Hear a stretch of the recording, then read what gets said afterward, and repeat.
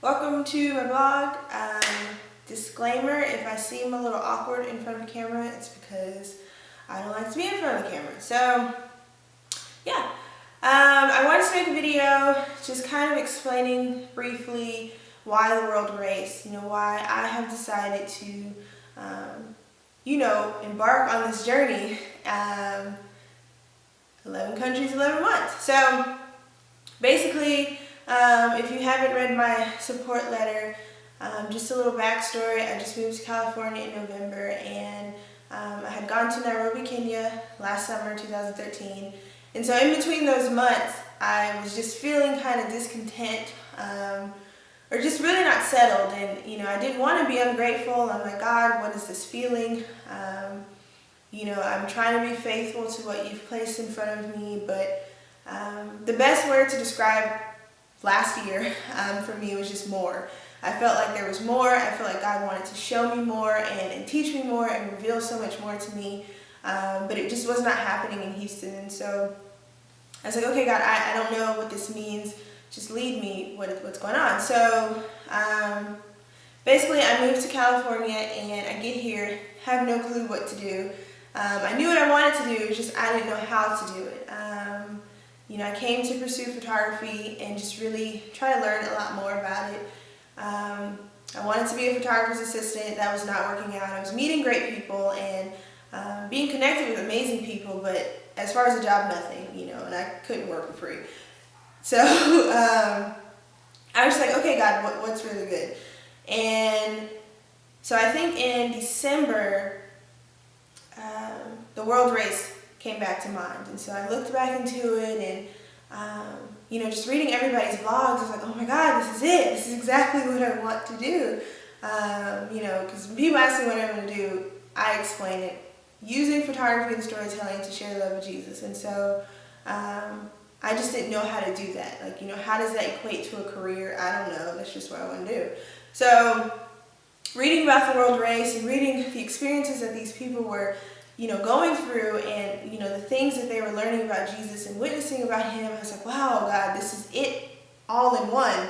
Not only do I grow with you and learn, about you, not only, am I able to fulfill the Great Commission and, just love on different people and, all different cultures. And I'm also able to use photography and document that and share it with people. And so I was just kind of like, should I at least apply? So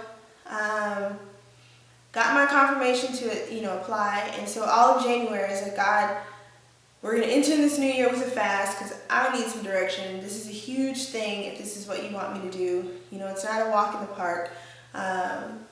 Backpacking for a year, living in tents, sleeping bags, hand washing clothes for a whole year, and just being all out of my comfort zone. I'm like, so I need some real direction. So all of January I fasted, and it just became more and more obvious to me, like, this is what I'm supposed to do. I've been comfortable all of my life, which I'm not complaining. I'm thankful for that. But I just felt like it was time to shake it up. And the only phrase or slogan or whatnot that kept coming to mind was just, why not? Why not do this? Why not pursue what God's placed in my heart? Even before I even moved to California, I was like, why not? Like, what's keeping me from doing this? I didn't want to be 60 looking back like, dang it, I should have taken that opportunity. I was young and, single, blah, blah, blah. So, even now, it's kind of like, why not? Let not fear and doubt keep me back from, pursuing what I really believe that God's called me to do. Whether or not people agree or even understand, I'm sorry. And so, and during that time of January, God was just kind of teaching me a lot about obedience. And, it's not just for my own relationship with Christ and my personal relationship in my walk with him, but it's also for those that are looking at your life that you don't even know. When you think about Moses, like, if he wasn't obedient to what God had called him to, what would have happened? And so that's just a reminder that I'm not just doing this for myself. I don't want to sleep in a sleeping bag for a year. I like my sleep and I like my bed, but there's something bigger at hand. And, all of those comforts that I've been used to are nothing compared to, or nothing in comparison to. I just dropped my phone, I'm sorry.